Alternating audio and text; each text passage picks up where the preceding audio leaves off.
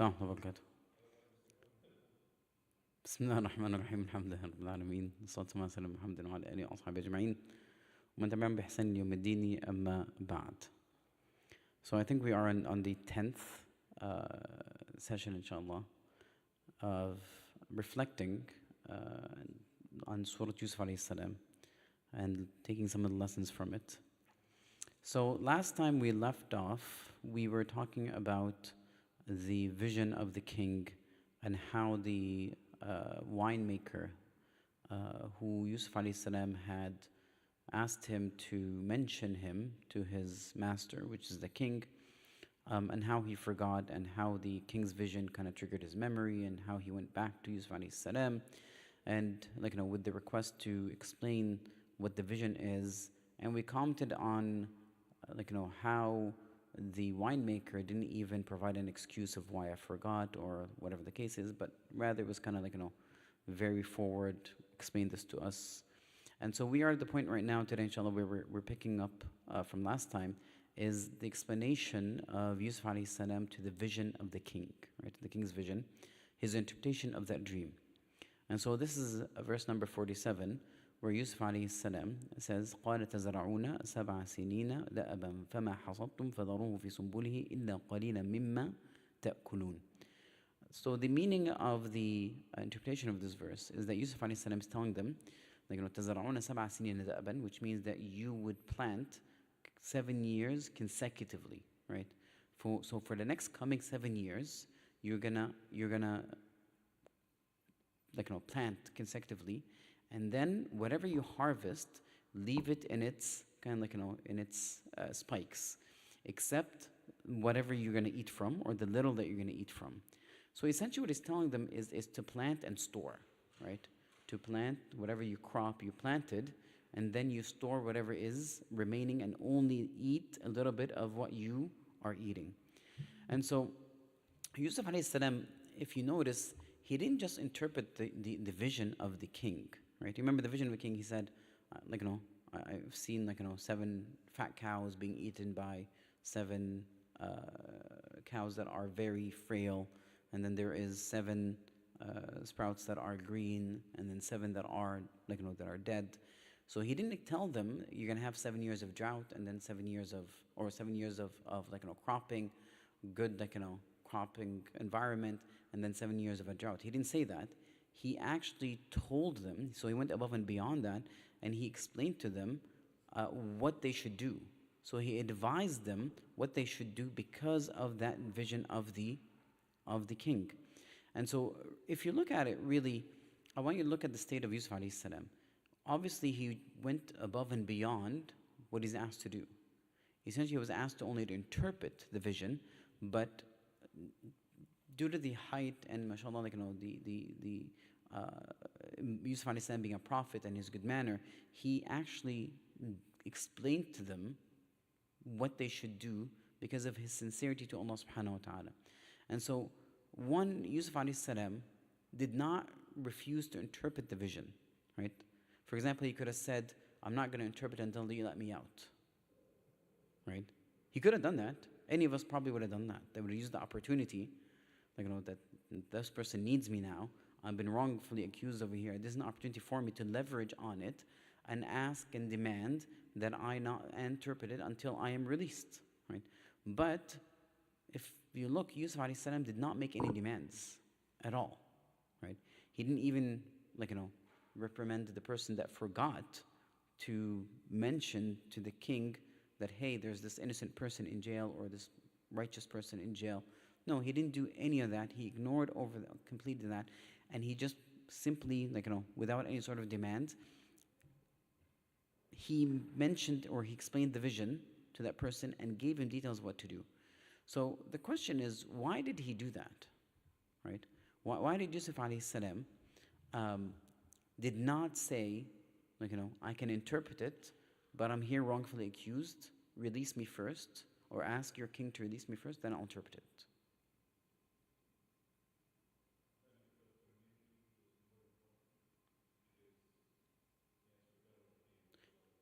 So the community will still got their answer after the release of Yusuf. right? Because we know that the king was really searching. Like he ignored what his the elites had said, al-ghathu ahlam.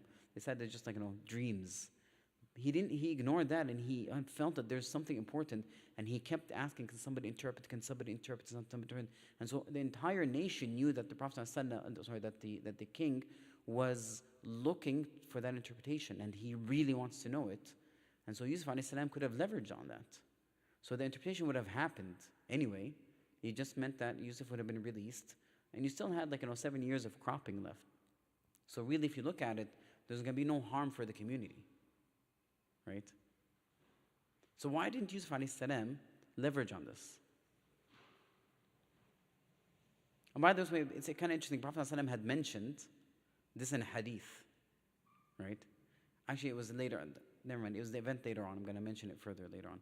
But over here, so this happened twice to Yusuf alayhi salam, right? He had two opportunities to release himself, but he didn't take opportunities of either of them, right? From Allah subhanahu wa ta'ala? No, not necessarily.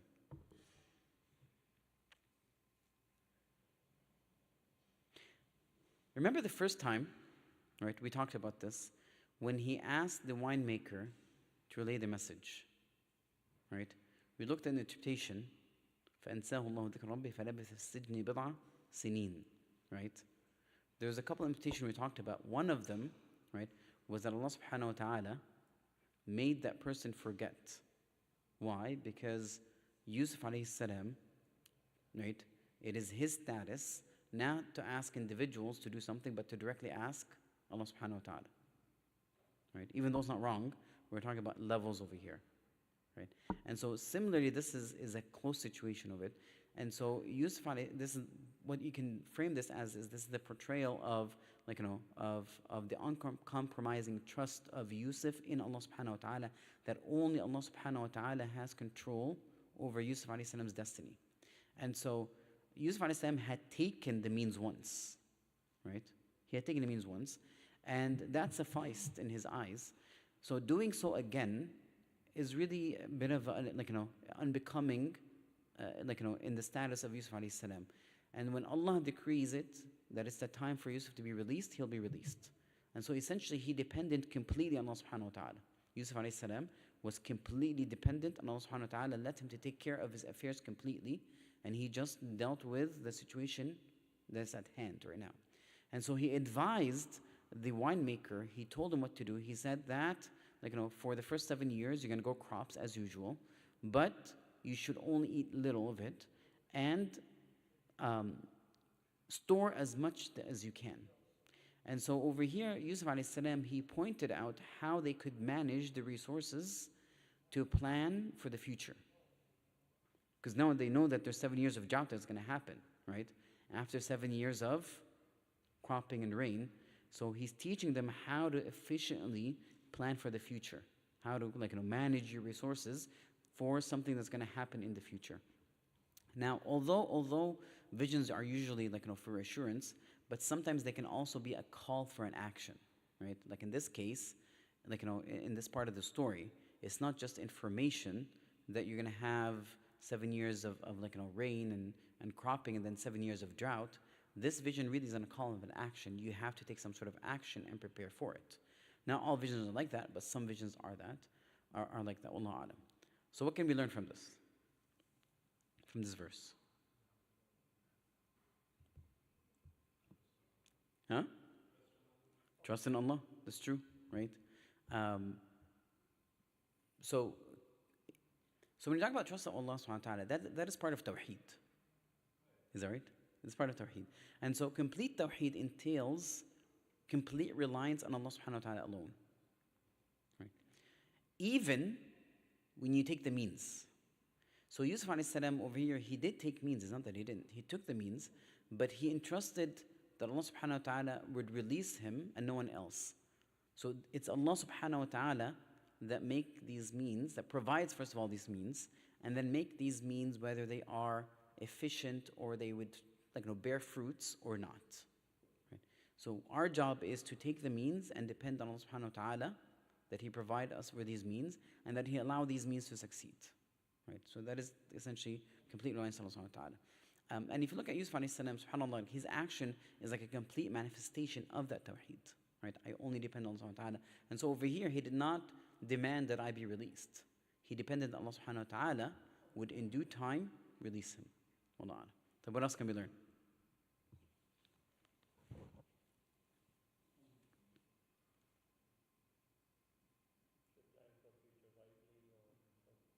Yes, excellent, right? So this, this verse teaches us that we should manage our resources. Um,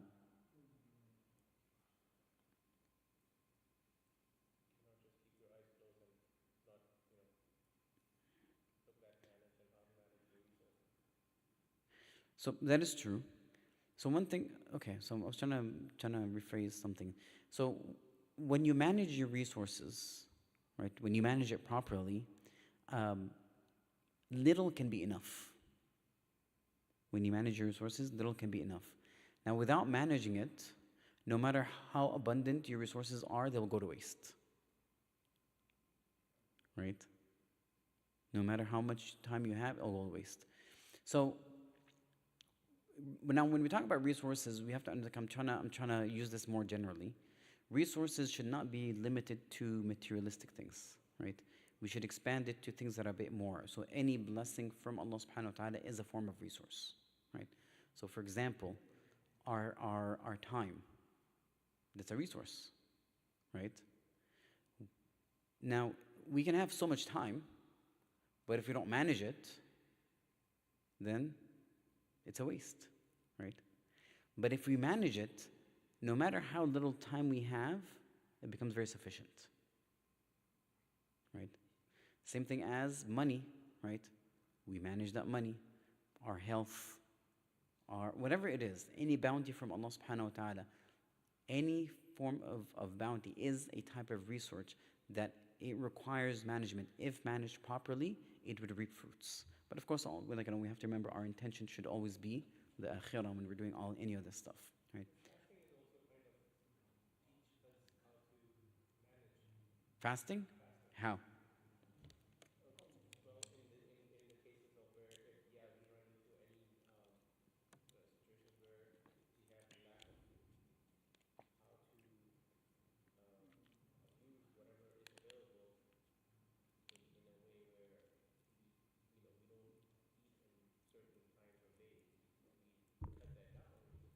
But do we do that, Shaykh? I think we eat all of it at night. That's what happens, right? Whatever we don't want to eat in the day, we all eat at night, right?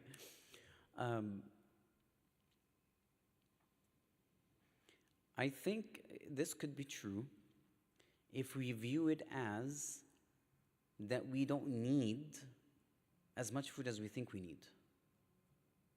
Right? From that perspective, perhaps. But not to forget that, fasting, a huge part of it is self-control, that we can control ourselves. And that, I think, goes hand in hand with managing resources. Wallah. طيب. Anything else? What about ihsan? If you look at Yusuf, alayhi salam, he dealt with that person with ihsan, right?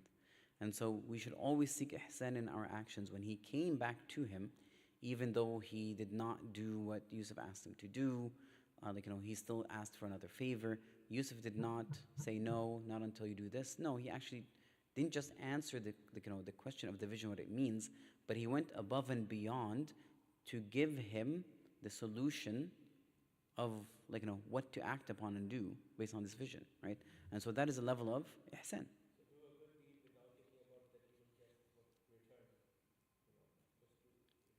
Well, yes, of course, because it's for the sake of Allah subhanahu wa ta'ala, you don't expect a return, right? Wallahu alam. At least not a return from human beings, right? Like the other thing I'm going to mention over here, I'm going to piggyback on that, right? Is that our goal for every interaction should not be to benefit ourselves only, right? So Yusuf alayhi salam, the reason he interpreted this dream also went above and beyond is because it had to do with the benefit of other individuals. And so we need to learn from Yusuf alayhi salam to be benevolent and benefit others when we can. That interpretation of that dream is going to benefit thousands, if not millions, of individuals. And so Yusuf alayhi salam, rather than do things for his own benefit, he was benevolent, and his intention was not to benefit himself only, but to benefit everyone else. Right? Does it make sense? Dr. Azhar, you're good? Okay, excellent. طيب. All right. And then Yusuf alayhi salam continues, and so he says, ثم يأتي من بعد ذلك سبع شداد يأكلن ما قدمتم لهن إلا قليلا مما تحصنون. And so he said then after that, the translation of the interpretation is that you'll come after that 7 years that are difficult. Right? So 7 difficult years that will consume. يأكلن ما قدمتم. They'll consume whatever you saved. And so you're saving all these crops, but 7 years of difficulty, of drought will come, and essentially whatever you stored, it's going to consume all of it except a little which you have stored, which means that there will still remain a little bit in the end, in the left at the end, right? But you have to manage it essentially properly. And so Yusuf alayhi salam, so this verse tells us that Yusuf alayhi salam is informing the winemaker that after the 7 years of planting and harvesting, you're going to have 7 years of drought, right? Where no crops will grow. That's it, because there's no rain. No rain, no crops. Even if you live by the river, right? After a few years of rain not coming down, the river essentially level kind of descends, and there's not enough water to do a lot of things. And so the people would need to survive on whatever they have saved from the previous years, except a little that would remain from what they stored. And so what Yusuf alayhi salam did over here is that he warned them. He gave them a warning of a severe drought that will be coming, that will last for a long period of time, right? 7 years. That has to do the intuition of the 7 cows eating the other 7 cows, so will consume what you have saved, and then the dry plants versus the green plants. Now Yusuf alayhi salam, if you notice, he did not withhold that information from them, even though they were idol worshippers. Like the people in Egypt at that time, they did not worship Allah subhanahu wa ta'ala. They were idol worshippers. They were also his oppressors. He didn't say, you guys are kuffar, you also oppress me, you should all die. Right? I'm not going to help any of you. Right? Forget it. You're not worth it. Right? It doesn't matter. So what if you all go away? Right? That's not, Yusuf alayhi salam didn't do that at all. Right? In the end, even though that they are idol worshippers, that they are oppressors, they are still human, right? And their lives should be respected and valued. And every life should be respected and valued until otherwise legislated by Allah subhanahu wa ta'ala, right? So this is our boundaries. Unless legislated by Allah subhanahu wa ta'ala, a human's life is considered something that is worth protecting. And Islam reminds us, to be merciful with everyone, so that we also would receive the mercy of Allah subhanahu wa ta'ala. Right? Now, over here, Yusuf alayhi salam described, he said, ثُمَّ يَأْتِي مِن بَعْدِ ذَلِكَ سَبْعٌ شِدَادٌ. There'll be 7 difficult years. He described it as difficult, right? Now, is it permissible for us to describe time or specific years as difficult?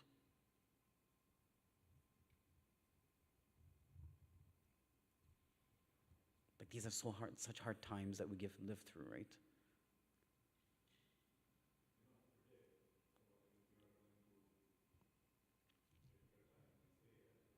Okay.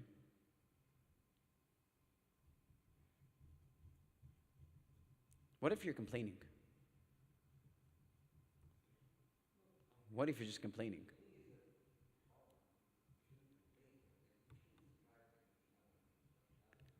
Okay. But how's the person going to help you if you say we're going through tough times? Does it help? All right. So it's one of those things that require a bit details, right?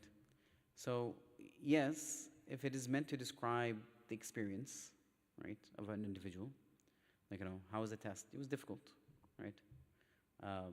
as opposed to when it involves expressing, objection or resentment to Allah's decree. Right? Right? My life is so difficult. Allah is making, Allah is giving me a test. Right? Two different things. Right? We can go into a bit more details about this. So actually, let me, so I guess this is one of the lessons we can look at, right? So expressing our emotions, right, or sharing our emotions, we're human, we have emotions, and so it's fine if you can express it, if we want to express it, as long as it's not complaining about Allah subhanahu wa ta'ala or objecting to His will, because that's not befitting of a believer, right? Complaining about, the qadr that Allah subhanahu wa ta'ala has divided for us to others, right? So, I'm just complaining about the qadr to other individuals, opposes what we consider beautiful patience, sabrun jameel. Because sabrun jameel, what it is, beautiful patience, is one that entails no complaint except to Allah subhanahu wa ta'ala. It's okay for you to complain to Allah subhanahu wa ta'ala. Yaqub alayhi salam said, إِنَّمَا أَشْكُ بَثِّي وَحُزْنِي إِلَى اللَّهِ, right? That I complain, we're going to take this later on. Ashku, which means I complain, my sadness to Allah subhanahu wa ta'ala, right? I'm speaking to Allah subhanahu wa ta'ala. That is fine. There's nothing wrong with that. Now, sharing that with others is not really befitting of a believer, because what are they going to do for you? On the other hand, if there is a benefit, right, or a good reason to inform others of that hardship, now once again, you're not complaining, not in the form of a complaint. You are just informing of a hardship, such as we're talking about a benefit of that, such as, for example, assisting in removing the harm or alleviating the hardship, then that's okay, right? For example, you tell a person, I'm having, health problems, I need to go to the doctor, can you take me to the doctor, right? That's not a complaint. You're just informing the other individual. Or that I have a debt that's coming up, I don't have any money, can you, help me out with this? That's not a complaint. That's providing an information. And so, so that's a valid reason, right? To get assisted or help the hardship alleviate, that's fine. Now, once again, as long as not associated with a form of displeasure or objection to the qadr of Allah subhanahu wa ta'ala, right? So that, in case that, that is fine. Type. One of the other things we can learn from this is that we should, if you look at Yusuf alayhi salam, he had a concern to humanity, right? To all humans, the population. Because if he didn't advise them what's going to happen to them, they're going to die of starvation. And so what we can learn from this is that we should have concern for humanity, similar to how Yusuf alayhi salam had that concern. He valued the lives of his fellow human, and really Islam advocates this, right? So, for example, when we are encouraged to give sadaqah, right? When the Prophet said, "Fi kulli kabdin ratiba sadaqah," in every liver that is moist, right? There is a sadaqah. The Prophet did not specify whether human or animal, whether Muslim or non-Muslim, right? The minute you give for the sake of Allah subhanahu wa ta'ala a sadaqah to an individual who needs it, irrelevant, once again, human or animals, Muslim or non-Muslim, that's a source of sadaqah. That's encouraging to, irrelevant of the person's background, their situation, when you help and assist them because you are, their human nature, they're your brother in humanity, that is fine. There's nothing wrong with that, right? Wallahu a'lam.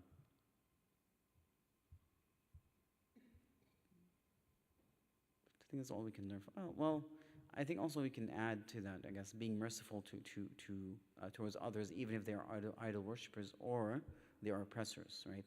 And that becomes very difficult, by the way. Like when a person is oppressed by somebody else, them feeling mercy towards them becomes difficult. But if you look at Yusuf alayhi salam over here, he went above and beyond that, right? He did not let the oppression of others dictate how he treats them. He didn't allow that happen. Instead, he was dealing with Allah subhanahu wa ta'ala, and so he expressed that mercy towards them, because Allah subhanahu wa ta'ala wants the believers to be merciful so that they can also receive, once again, mercy. Yusuf alayhi salam then said, ثُمَّ يَأْتِي مِن بَعْدِ ذَلِكَ عَامٌ يُغَاثُ فِيهِ النَّاسُ وَفِيهِ يَعْصِرُونَ. Then after that, so after the 7 years of drought, there will come to the people rain, غيث, which is rain, right? And which they will press, right? Yasir, which means that they'll press like olives, grapes, whatever the case is.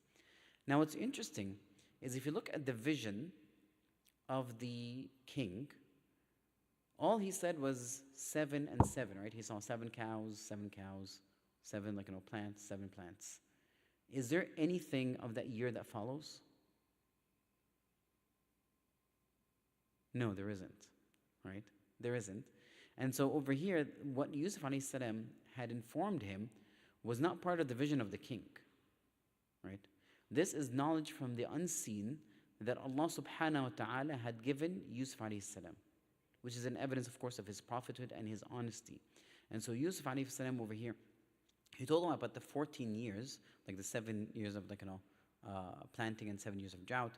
And he added that the people would receive abundant rain in the 15th year, right?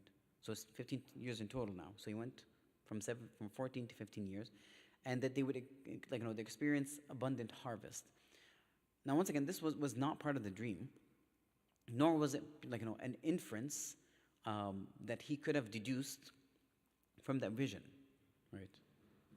Like it's not possible. So this from Allah subhanahu wa ta'ala. So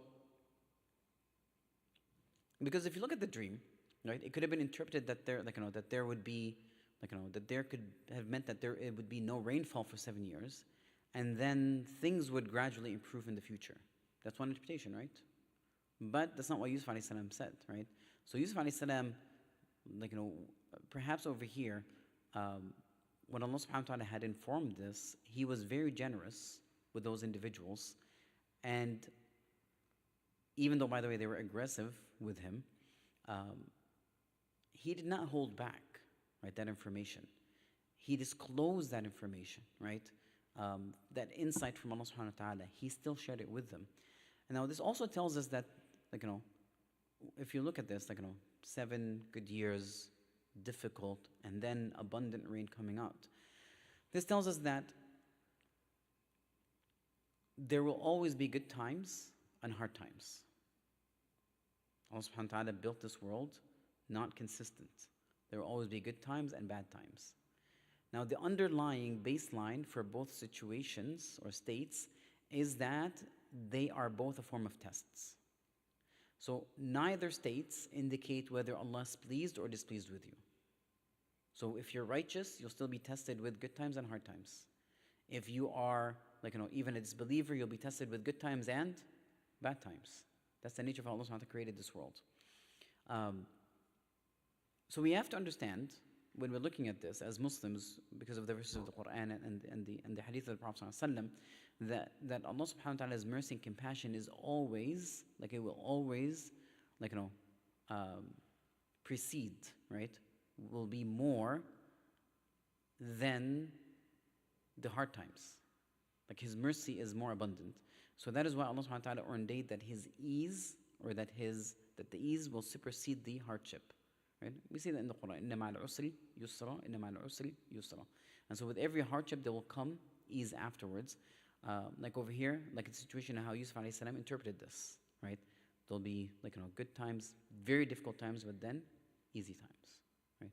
So what can we learn from this verse? Actually, let me mention a couple of things before we go into this, right? Over here, this is the dream, right? A vision. Now, this is not the first time that there's a vision associated with Yusuf alayhi salam. This is the 3rd time, right? So there were 3 occasions where dreams and their interpretations were actually critical to the narrative of Yusuf alayhi salam's story. So the first one is obviously he saw in the beginning when he was young, the moon and the sun and the 11 stars prostrating to him, and then the vision of the 2 people in prison, and then over here the vision of the king, right? So all of them had a pivotal, critical effect on the storyline of Yusuf alayhi salam. It's just kind of interesting, right? So one thing we need to understand, as the Prophet had mentioned, we should never just ignore visions, right? Never ignore them. Especially I'm not talking about every thing that we see in our dreams, but I'm talking about ru'ya salihah, right? A true righteous vision that is from Allah subhanahu wa ta'ala. We should take that a bit more seriously. Of course, we're not talking about that it creates some sort of revelation or anything like that, but we should take things into account a little bit. They might be some sort of a warning for us. It's something that would direct us to one thing that is better for us, at least as individuals. Wallahu alam. Now, the other interesting thing I wanted to kind of mention over here regarding the current scene of Yusuf alayhi salam, when he interpreted this dream, right? So the way he divided this dream is like into two periods, right? He divided into two periods. Good harvest, is that right? And then the other side is a drought, okay? Actually, I should rephrase that. Two good harvests, right? In the middle is a drought. 7 years of good harvest, drought, and then he said 1 year of abundant rain, okay? What's interesting is Yusuf alayhi salam is at a point in his life that it actually represent those two periods. What's happening, right? So let's look at this beginning, right? So 7 years of good harvest. Is that good or bad? It's good, right? Yusuf alayhi salam, in the beginning of his years of life, right? He's being reared by his father, right? In a household, a beautiful household. He's happy. There's a good time. And then 7 years of drought, abduction, slavery, prison. And then years of abundant rainfall. Similarly over here, if you notice, what's going to happen is that Yusuf alayhi salam will attain worldly status and even eventually the reunion with his family back again, right? And so perhaps Allah Alam, this it's very interesting. There's a parallel, right? Whether it's a foreshadowing or not, Allah Alam. But it seems like it was kind of indicating that Yusuf alayhi salam will pass through the bottleneck, right? Similar to how there's a bottleneck with the crops and everything else, that Yusuf might be passing through a bottleneck of worldly, of worldly humiliation into a state of worldly status and honor, right? I just thought it was kind of interesting. It's the eloquence of the Quran. It's very interesting, right? The parallels between those two. What lessons can we learn?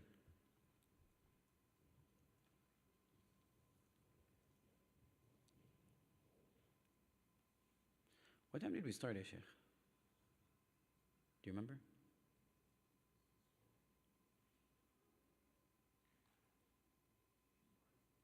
6:40 something? طيب. What can we learn, Sheikh? Where's your son? He always has good insight. Oh, there you go. What are you doing in the back? Come sit.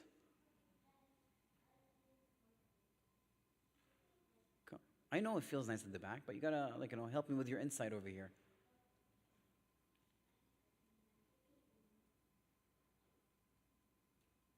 Right now you gotta tell me something interesting. All right, we'll leave it to the next one, okay? So pay attention. All right?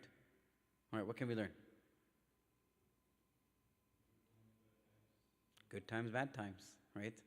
Was there a reason that he was helping out so that he can, the people that live may turn into believing in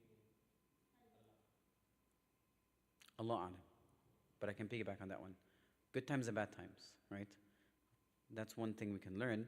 I'm going to go a bit more beyond that, but if we realize it means hardship is temporary. Hardship is temporary. If you look at it, 7 years of planting, 7 years of drought, but then good things will happen, right? So hardship is temporary. And this world was created to kind of move from one state to another, from ease to hardship to ease, right? إِنَّ مَعَ الْعُسْرِ يُسْرًا إِنَّ مَعَ الْعُسْرِ يُسْرًا. And thus, one thing we, as Muslims, as believers, we believe in Allah subhanahu wa ta'ala, it tells us that we should always be optimistic. And this is what the Prophet ﷺ taught us, right? You should always be optimistic. And these are what the verses of the Quran of Allah subhanahu wa ta'ala mention. This whole, our worldview should be optimistic. And it's very sad to realize that the nature of human being is that many of us are very pessimistic, right? But if we trust Allah subhanahu wa ta'ala, say what?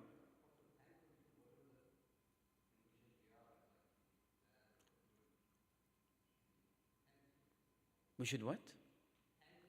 Thankful to Allah subhanahu wa ta'ala, yes, in whatever situation you're in, right? But that is true, right? Whatever we're going through, but we are thankful also because Allah decreed upon us, but we also know that things will always change, right? Nothing is continuous. And after a hardship, there will come an ease. Now, there's an interesting commentary by Ibn Rajab, rahimahullah. So, when he was commenting about, like, al-usr yusra, inna ma'al usri yusra, he said that a subtle secret behind, relief being paired with hardship, right?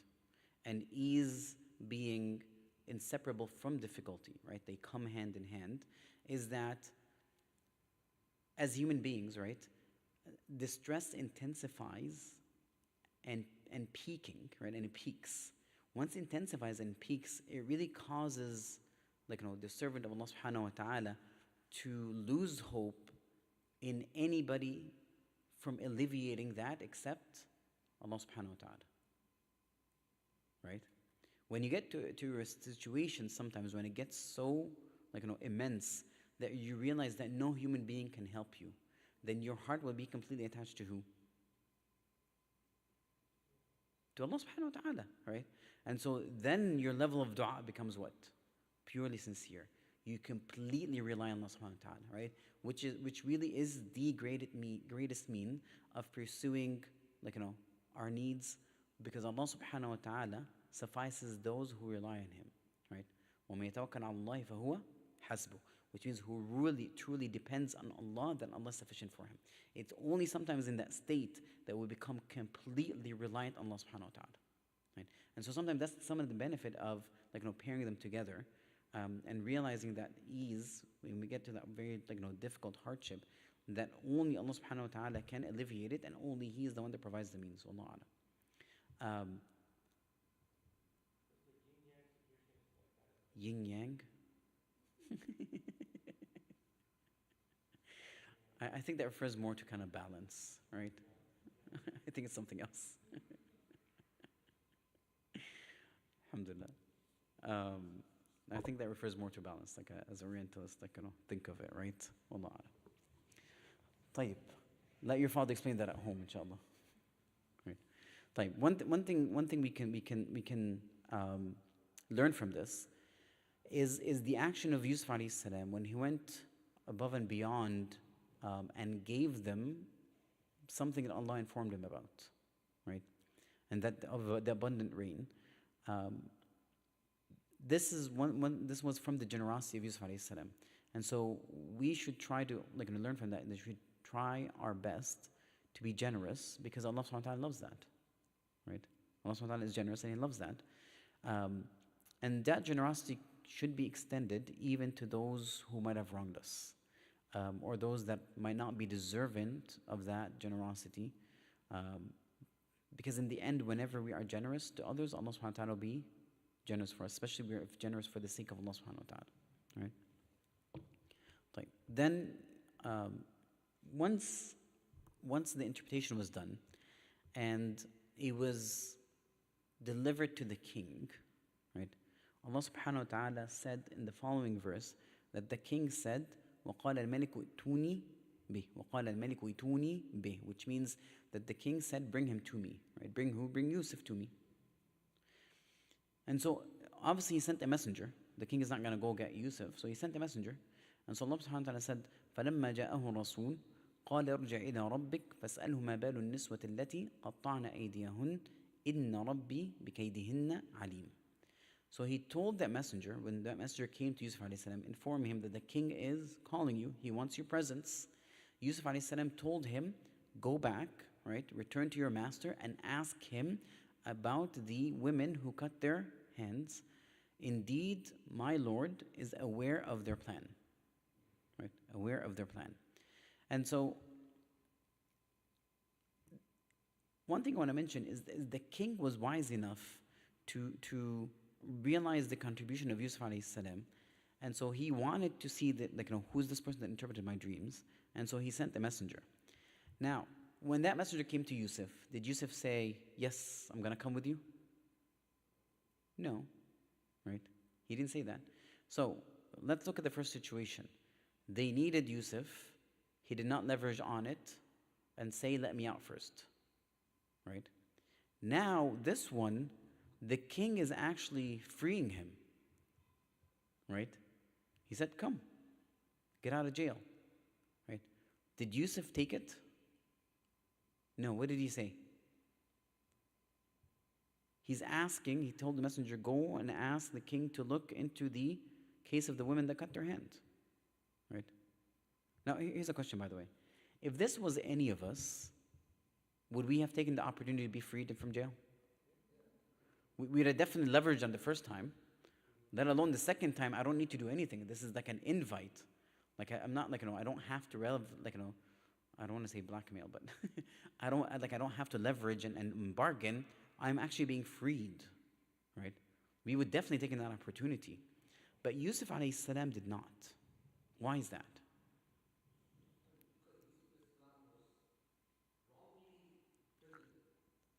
Yes.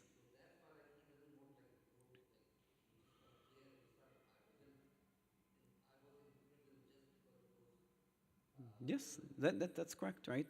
Essentially, he wanted to clear his name from any sort of dishonor, right?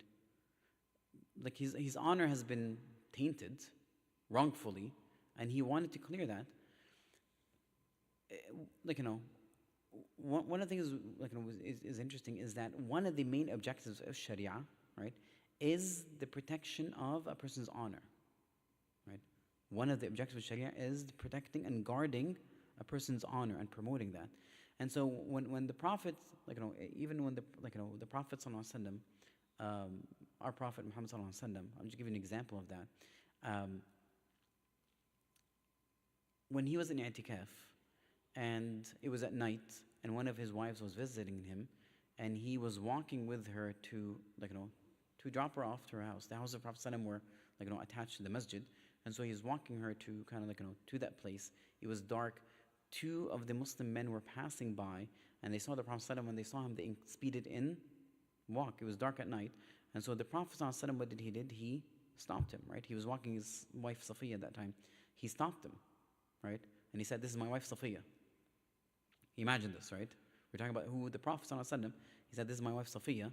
And so the two companions said that, Subhanallah, O Messenger of Allah, right? How we would never think of any harboring suspicion, right? But the Prophet ﷺ told them what? Told them, the shaitan flows through the veins of the son of Adam, right? And he said, khashitu, I was afraid that he would cast something in your hearts, right? He would cast some sort of doubt. Look, the Prophet ﷺ is walking with another sister. What's going on over here, right?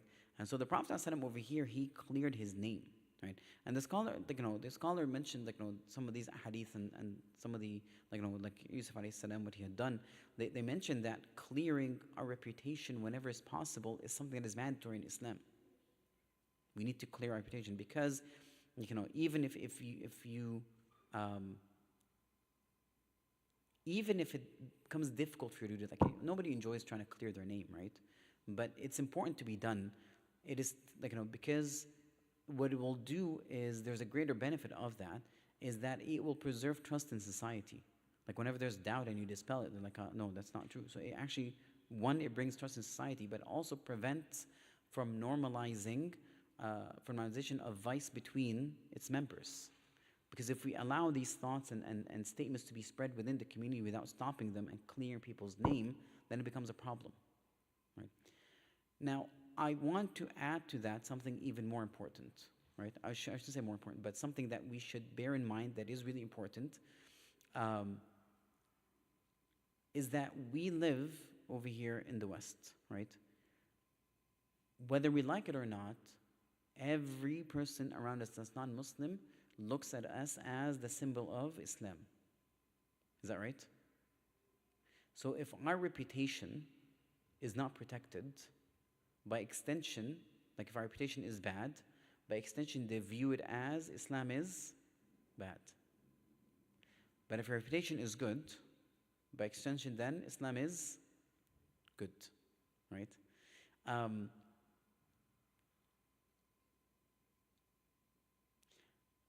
So going back to Prophet Yusuf, right? what we have to understand is that a hasty exit, right? A hasty exit from prison would mean that he could be perceived as a person who had committed a crime. So it means people say that he got freed not because he was innocent, but because the king did him a favor. Right? And that definitely would affect his credibility as a messenger of Allah subhanahu wa ta'ala. Now, I'm going to bring this also from another perspective, right? Did this what Yusuf alayhi salam did requires a form of patience? Is that right or wrong? Yes, it requires patience. Now, patience can be divided into two different categories. There is sabr ittirari wa sabr ikhtiyari. A patience that is necessary or necessary patience and voluntary patience. What's the difference between them? Necessary patience is one that you have no choice about. Like you have no choice, right? Being patient with fulfilling your obligations, do you have a choice? No. Being patient with staying away from sin, do you have a choice? No, it's an order from Allah. You have no choice, right? Being patient with the qadr of Allah subhanahu wa ta'ala, do you have a choice? No, it's necessary patience, right? But I'm going to bring this back to the story of Yusuf alayhi salam, right? If you look at the story of Yusuf, right, Yusuf alayhi salam had no choice but to remain, right, patient in these unfavorable situations that he went through, right? The kidnapping, the well, being enslaved, in prison, right? So those are all forms of necessary patience, okay? Now, what he did right now is not necessary patience, right? He's not like, he's not forced to exercise this form of patience. But what he did now is more of the voluntary patience, right? Yusuf alayhi salam chose the more difficult outcome over the easy outcome because of a higher goal. What I'm saying is he chose to still remain in prison for a longer period of time. He could have left, he could have gone out, right? But no, he didn't do that. He chose a more difficult outcome, which is stay more longer time in prison for a higher goal, which is to exonerate himself, right? Now, once again, it's not that the other choice was unlawful. The other choice is halal, of course. If you get out of prison because the king let you out, it's not haram. But he did not wish for people to kind of doubt or slander his reputation, right? Or the circumstances of his release. And so the king, right? The king, or people would say that the king did him a favor. Rather, what he wanted is that he wanted to right a wrong. He wanted to make things crystal clear that he's innocent, that he left prison because he is innocent. And so Yusuf alayhi salam, what he did, he asked the messenger to go back to the king and ask him about the women that cut their hand. Did he specify the names of those women, or did he even mention the wife al-Aziz? No, he didn't. Right? He didn't. And when he by doing so, he did actually two things, right? One, he did not point fingers at the wife al-Aziz. He did not do that. Perhaps to preserve the reputation of her husband, because her husband had favors upon Yusuf. Like he ordered his wife and people to treat him well and raise him well, right? So there's favors. And so perhaps, he did not point fingers to to preserve the reputation of the one that was good to him. The second thing he did by doing so is that he aroused the curiosity of the king to investigate, right? And find out what truly happened. And so what he did was he just simply guided the king to explore, the right avenue. Like he directed him to the right place.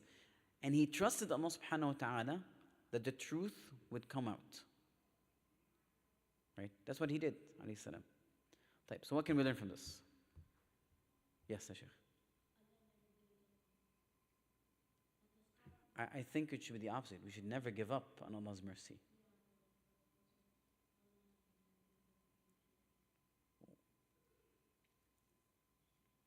Maybe if you're righteous, right? True? Excellent. See, I told him. Where is he? You should get off the phone and stay here next time. Next time you should sit here and get off the phone. I don't know. I just don't know if you're on the phone or not. No, I couldn't even see him, Sheikh. Don't worry. I'm not getting in trouble. I didn't see anything. I couldn't see him. The brother was completely blocking him. Huh? Okay. طيب. Alhamdulillah. طيب, what else can we learn?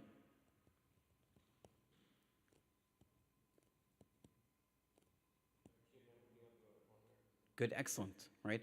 We should always try to keep our honor from being tainted, right? But it also means that we ourselves should not put ourselves in situation that could tarnish our reputation or honor. We shouldn't do that. Even though, by the way, as Muslims, we should think the best, find excuses for others, but we should never put ourselves in a situation, right, where our honor could be, questioned. But in his case, he had no choice. His honor was, Well, yeah, he didn't put himself in a situation. No, but I'm going further. I said we ourselves should not put we should protect our honor. And part of protecting our honor is not putting ourselves in a situation that will compromise it, right, in any way possible, right? That's something that's important, right? Excellent. طيب.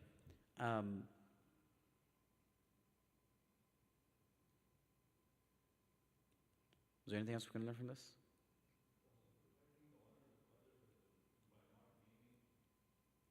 Protecting the honors of others as much as we can, right? Without naming, certain things. And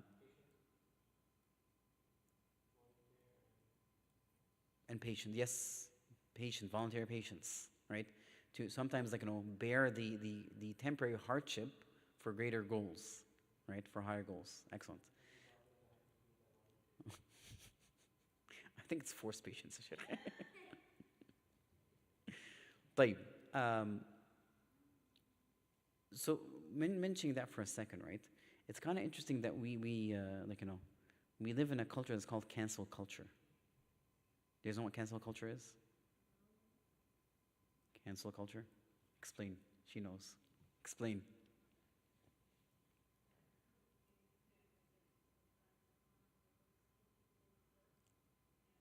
Yeah, to find the worst in people to cancel them out, right? Essentially, completely erase them. But if you look at Yusuf alayhi salam, right, he didn't even mention the wife of Aziz. He didn't, right? Even though she did wrong him, it's not she didn't, but he hid her name, which means that we should not cancel people who may have harmed us at some point in our lives, because there is a chance they might rehabilitate themselves, right? Or that we might be able to kind of, if it's an individual that we know, we could maybe perhaps repair our relationships with them. Or that, if we cancel them that way and expose them, it might harm, their relationship with others, right? Whether they're relatives and so forth, right? We have to be careful with those things, right? We live in a time where people actually seek out and call people out. The funny thing is, it's I see, you see that happening a lot, even with some of the scholars, right? Oh, this sheikh, he said this. They actually scour the internet for statements to cancel them out, right? It's to that point. But what's the benefit of that? What are we doing, right? Where are we gonna, okay, if you keep canceling out every scholar, even though they're human beings, they're bound to make mistakes. But if you keep canceling every single scholar whenever you get a chance, who's left to guide the people? Who are people going to trust, right? That's not how it should be done, right? And that's not what Yusuf alayhi salam did, even though that person deserves to be named, for example, right? Wallahu a'lam. طيب. So the king, he took Yusuf's hint and suggestion, and so Allah subhanahu wa ta'ala mentioned in the Quran, in this next verse, when the king actually had brought up this woman, he said, قال ما خطبكن إذ راوتن يوسف عن نفسه قلنا حاشا لله ما علمنا عليه من سوء قالت امرأة العزيز الآن حصحص الحق أنا راودته عن نفسه وإنه لمن الصادقين. So the meaning of these verses is that the king had, he essentially had brought these women, and he said ما خطبكن, right? إذ راوتن يوسف عن نفسي. What was your condition when you sought to seduce Yusuf? Right? Their response was, حاشا لله. Right? Perfect is Allah subhanahu wa ta'ala. We know about him no evil. Like we don't know anything wrong, but there's no evil about Yusuf. We don't know anything wrong about that. Okay? Then the wife of Al-Aziz said, الآن حصحص الحق. Right? Now the truth became evident. I was the one who sought to seduce him, and indeed he is of the truthful. Okay? So, as you can see, once again, the king had brought the women along with the wife of the Aziz, right, regarding this, the situation of Yusuf alayhi salam. And so the first thing they said was Hasha lillah, right? This is obviously this is an expression of amazement. Like what are you talking about? Hasha lillah. Yusuf, right? Yusuf would do such a thing? No, never, right? So it's almost like saying, what are you saying? So did they clear themselves per se? So the question of the king is, what was your condition when you tried to seduce Yusuf? They said, Subhanallah, Yusuf, we don't know anything bad about him. Did they clear themselves? No, they didn't, right? Right? All they said is, we know about Yusuf no evil. Yusuf would never do anything bad, right? So they did not, clear themselves. What they did was they exonerated Yusuf alayhi salam from any wrongdoing in front of the highest court of Egypt, which is what was what was important. But I want you to bear in mind, they actually did not exonerate themselves. So the question is then, if Yusuf was not at fault, then who is? Right? Because if you're the king, and they said, what did you do? What happened when you tried to seduce him? They said, Yusuf, he didn't do anything wrong. So who did what is wrong? Right? This is when the wife of Al-Aziz admitted. Right? She came and admitted and confessed decades later, right, that she's the one who was at fault, who tried to seduce Yusuf alayhi salam, and that he was telling the truth all along. Right? This is when she realized, okay, if I don't say something, I'm going to obviously be exposed, so might as well just admit my fault, that it was me that did it. So one thing we can learn from this is that, once again, this happened decades later, and she said, Al-ana hashas al-haq, now the truth has come, is that one thing we can learn is that lies are bound to be uncovered one day or another. Lies are bound to be uncovered one day or another, even if it has to wait until the day of judgment. The truth will eventually come out, right? Justice will be fulfilled sooner or later. It might be a few days later, it can be decades later, it can be at the day of judgment. But the truth will always come out. So one thing we have to realize as Muslims is that we need to be honest, right? And our salvation is in honesty, right? Sidq yunajji, right? Sidq will set you free, right? Will save you, and lying will not save you. It wouldn't, no matter what the situation is. And we see many stories from the Sahaba, they're put in situations where they, lying would save them temporarily, but they would not do that. They would, will say the truth, even if it meant that they'll be punished by the Prophet ﷺ or by Allah subhanahu wa ta'ala, right? But in this situation, we see that even though, the wife of Al-Aziz was lying for years, she was still in the end exposed by the will of Allah subhanahu wa ta'ala. One interesting thing we can learn is that some people are good at dodging things by changing subjects or shining a light at something else to escape from admitting error. The women that were with the wife of Al-Aziz, did they not do something wrong? They did. What was it?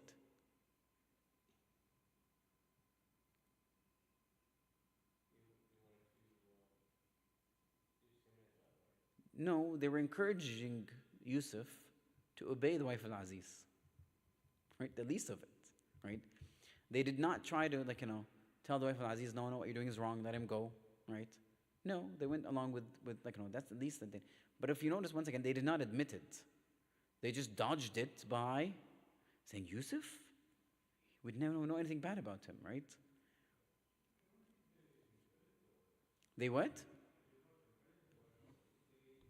They didn't not object to her, right?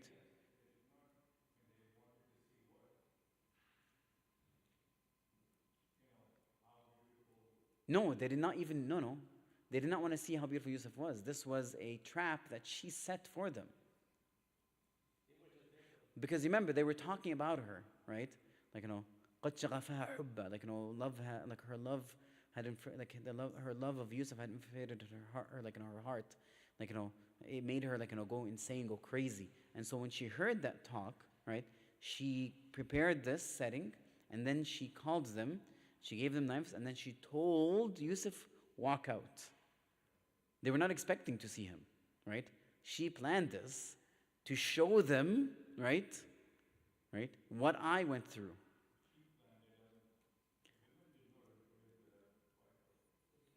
No, no. And then what happened was, she said, ذَلِكُنَّ الَّذِي لُمْتُنَّنِي فِيهِ. Right?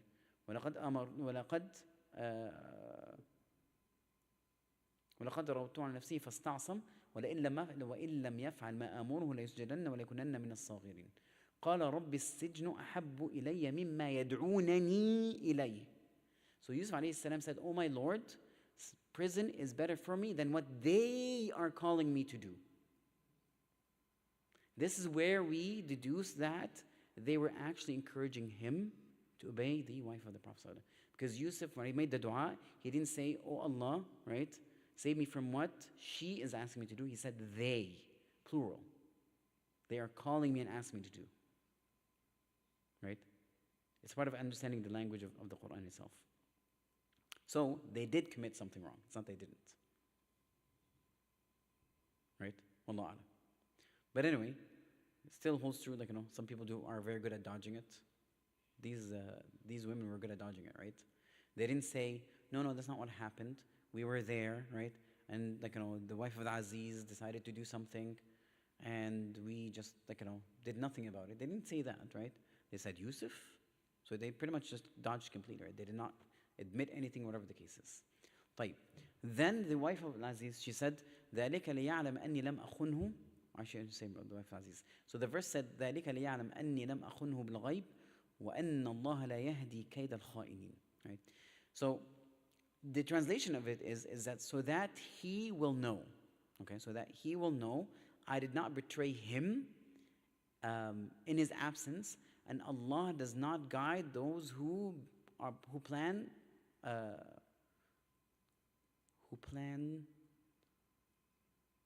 does not guide the plan of the betrayers. Does not guide the plan of the betrayers. طيب. But if you look the way this verse is phrased or is mentioned, who made this statement? Was it Yusuf or the wife of Aziz? The wife of Aziz, right? طيب. What if I tell you that actually many of the scholars say it's Yusuf? So let's review this. So one position, right? So both positions are there, by the way, right? One position says it is actually Yusuf that made that statement, and those include people such as like Imam al-Qurtubi himself, right? Imam Jalil Tabari, Sa'id ibn Jubair, Mujahid, Qatada, right? Al-Hasan al-Basri. Those like huge scholars, right? They said it was actually Yusuf that made that statement. And so if it was Yusuf that made that statement, then the meaning of this verse will be like, ذَلِكَ, which means that, which means sending the messenger back, right? ذَلِكَ, which means he sent the messenger back. ذَلِكَ, so this was more like a interrupted statement from the king and talking about what happened, and then going back to Yusuf explaining why he sent the messenger, right?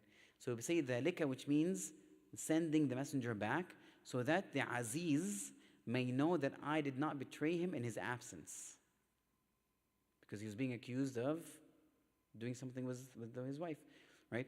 For Allah does not guide the plot of the betrayers, and I do not absolve, like وَمَا أُبَرِّئُ نَفْسِي, and I do not absolve myself from, that's the following verse. I'm going to mention it here, but then comment on it again later on. وَمَا أُبَرِّئُ نَفْسِي إِنَّ النَّفْسَ لَأَمَّارَةٌ بِالسُّوءِ إِلَّا مَا رَحِمَ رَبِّي, that I do not absolve myself of blame, for I inclined toward her when she enticed me. Right? Going back to the verse, وَلَقَدْ هَمَّ بِهِ وَهَمَّ بِهَا لَوْلَا رَأَى بُرْهَانَ رَبِّهِ. She had, like, هَمَّ بِهَا, right, like, هَمَّت بِهِ, which means she was inclined towards him. And then the verse says, and he was inclined towards her if it wasn't for the signs of Allah subhanahu wa ta'ala. And so based on that interpretation, how we look at it over here, that he, like, he said inclined towards her when she enticed me. Indeed, the soul entices towards evil except whom Allah subhanahu wa ta'ala shows mercy. Indeed, my Lord is forgiving and merciful. So this is the interpretation if you think it's Yusuf's statement. Now, the other position is that this is the statement of the wife of Al-Aziz. And that is the opinion of, like, Ibn Kathir rahimahullah, the opinion of Ibn Ashur rahimahullah, right? And some other scholars. If that's the case, then the interpretation of that verse would be that ذَلِكَ, that admitting my sin, right? So she admitted sin. She said, like, الْآنَ حَصْحَصَ الْحَقِّ, right? Now the truth has shown. I'm the one that seduced him, and he was truthful. That, me admitting my sin, so that the Aziz may know that I did not betray him in his absence, right? That I did not ultimately commit adultery, and that Allah does not guide the plot of the betrayers. I certainly do not absolve myself of blame. I have nonetheless tried to seduce Yusuf alayhi salam. Indeed, the soul, like, ammaratun bisu, soul entices towards evil except whom Allah subhanahu wa ta'ala has mercy on, and so forth, right? So both, like, the wording of it can mean this or that. However, wallahu alam, based on the second interpretation, like, many of the scholars, or modern scholars at least, they go with that second one, that it is the wife because of the flow of the verses, but also it is more befitting of, like, the status of the Prophet that it would not be him the one that said that, right?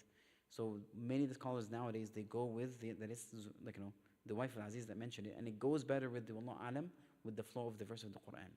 So based on that second interpretation, it means that when she was confronted with the potential of like, of exposure, like she was going to be exposed, the wife of Aziz admitted her fault, right? And she admitted to have intended something immoral, right? Immoral physical act, but nothing happened. Yes. Yeah. No, he was not there. He was still in jail, right? This was still Yusuf in jail. And so essentially, she wanted to make it clear that she had never betrayed Al-Aziz. Okay. Now, maybe perhaps, like, after this incident with Yusuf alayhi salam, like, Al-Aziz always had a bit of a doubt to the loyalty of his wife. And she wanted to, like, she said that the truth is out, and she wanted to make sure that he knew that she was still loyal to him, and that she did not betray his trust. Okay. Alternatively, right,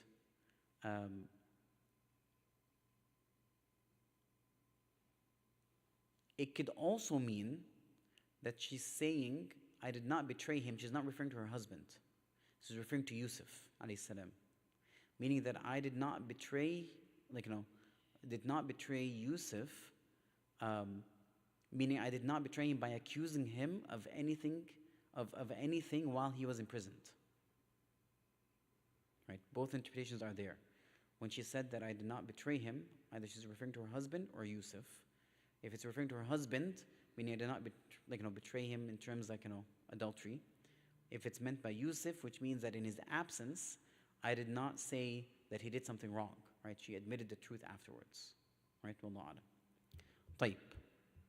What can we learn?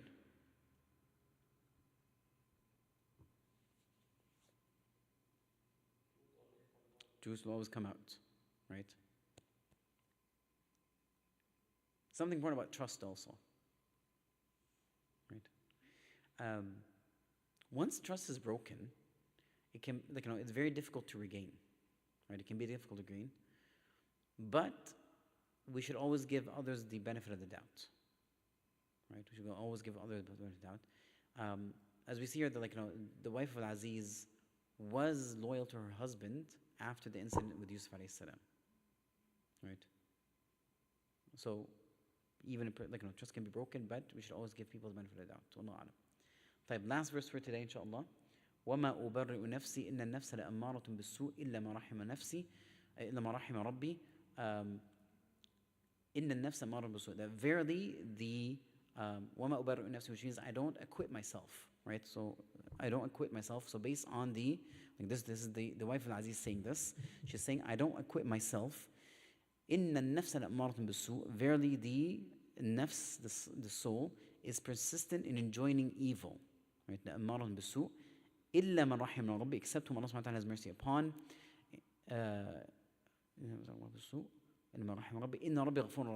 Verily my Lord is oft forgiving and oft merciful. So over here, as I mentioned, I'm going to take the second interpretation that it is the wife of Aziz saying this. So she's saying essentially, I'm not acquitting myself from any wrongdoing, right? She's not trying to defend herself, right? She's fully admitting her error, but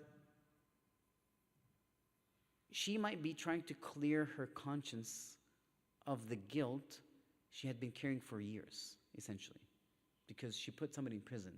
And so she doesn't want to, she wants to kind of relieve herself, so she's admitting her fault. She doesn't just do that, but it seems like she is going further to blame her mistake on her nafs, right? Calling it the ammara bis-su, that persistently enjoys an evil. Now, this type of nafs, right, is very persistent.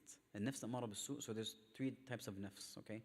The nafs ammara bis-su, this one that entices an evil, is a nafs that is very persistent and nagging, right? And it calls the person to perform evil, pushing them to fulfill its desires, okay? So when I'm saying that, and I'm sure you often hear this, when they talk about the nafs, there's three types of nafs. Now, it doesn't mean that there's three separate nafs in the person, right? It means that there's three states of the nafs.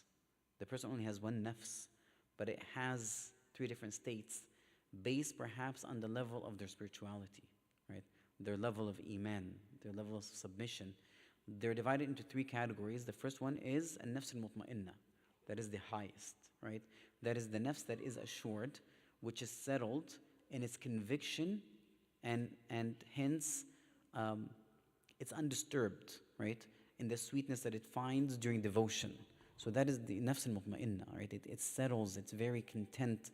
It is assured by its iman, its sweetness of acts of worship, its belief in Allah subhanahu wa ta'ala. That is the highest one, right? Or that is the better state that a believer wants to be in.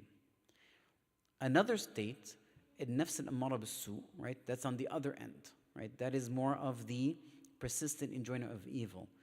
That's the one that nags the person to answer the call of our lower appetite, right? After one another, right? So this is more of the unrestrained and self-indulging self. It's the one that wants to enjoyment, wants desires, wants, right? It pushes a person to do things that are bad because it doesn't care how you satisfy it. Bad or good, it makes no difference to it, right? And so a lot of times to satisfy it, it wants you to go above and beyond, and so can drag you to sin. Now, there's the third one, which can really be considered the middle between those two, which is the nafs that's ammara bis-su, nafs al-lawama, which is the reproaching nafs. So this one is torn between both of those two states, right? So it's the kind of the guilt, right? It kind of makes you feel guilty. However, the guilt, can be for good or can be for bad, right? It guilts a person for the good that they do, and it blames them for the evil that they commit. It's torn between both, right? So if you do something bad, it tells you, look at what you did. If you do something very good, right, and too much of it, it tells you, why are you doing this, right? Have some free time for yourself, or whatever the case is, or you went overboard. It keeps blaming you, right? It's kind of torn between those two things. So whenever you do too much good and it leans towards the nafs al-ammara bis-su, it'll make you feel bad about the good you did. But if it's leaning a bit more towards the higher one, when you do something bad, it makes you feel guilty for what you did, that is bad. And our state, our nafs, all these types, they do exist in a single individual, right? Which is why at times we can feel, for example, we're at peace, right? At times, we are kind of reproaching ourselves. We should do better, we do all these things. And other times, we're fighting with our desire to kind of commit sins, right? But once again, which state we're in is more a reflection of our state of Iman. But every individual has those three different states. Um, that's why it's very important for us as Muslims, this whole concept of, tazkiyah is important, right? This, spirituality and cleansing ourselves, that's really important. Because we need to liberate ourselves from the shackles of the evil nafs, right? The more you give it, the more you strengthen it, right? The more you obey it, the more it becomes stronger. The more it becomes difficult to ignore it, right? It becomes more nagging. That nagging becomes more powerful. Think of it as a child, right? When a child, they nag at something and you give it to them, right? The next time they nag and you say, I'm not going to give it to you, what do? The nagging becomes more intense. And then you give it to them, right? And then the third time, you're like, no, I can't do this, right? But that third time they start nagging, that nagging level is not like the first. In fact, they can start throwing tantrums. Your nafs is like that, right? If you give it, I'm talking about that third one, or I guess in our order, the second one, nafs ammara bisu. If you feed it, it becomes more difficult to control, right? It grows and it starts fighting you, right? So you need to kind of deprive it, control it, right?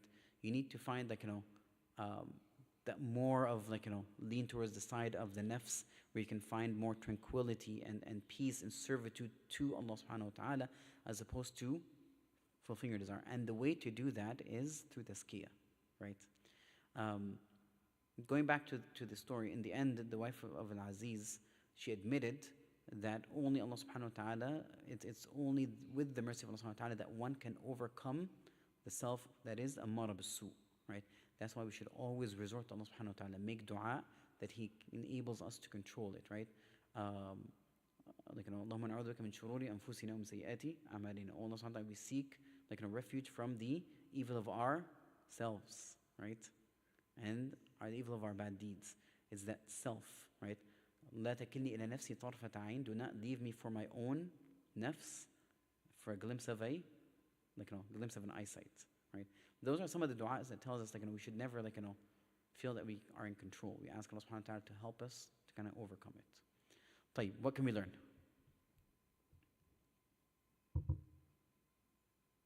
The wife of Al-Aziz over here, right? Did she deny what she did? Did she deny it? No, right? So we actually learn from that. We can actually learn from her that we need to be brave enough to admit our faults, right? And our sins so we can correct them. If we keep making excuses, sometimes we fall in this habit, by the way, unfortunately. We commit something that is a sin and it is wrong, and then we make excuses for why we commit it. When we do that, are we going to ever stop? No. Right? We don't stop. We have to admit, and so that we're able to correct it. Okay? What else can we learn?